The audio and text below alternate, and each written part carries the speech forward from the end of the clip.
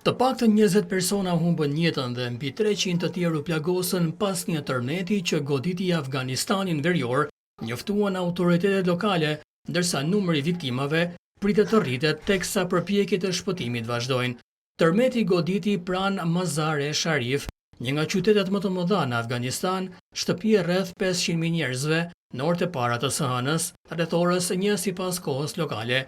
Ai kisha një magnitud prej 6.3 riter dhe një thellësi prej 28 kilometra dhe u shënua në një nivel alarmi portokalli që tregon se ka të ngjarë të ketë viktima të konsiderueshme.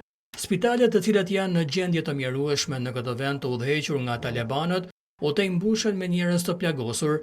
Tërmeti shkaktoi ndërprerje të energjisë elektrike në të gjithë vendin, përfshirë kryeqytetin Kabul, pasi u dëmtuan linjat e energjisë elektrike nga Uzbekistani dhe Taxhikistani, furnizuesit kryesor të energjisë në Afganistan.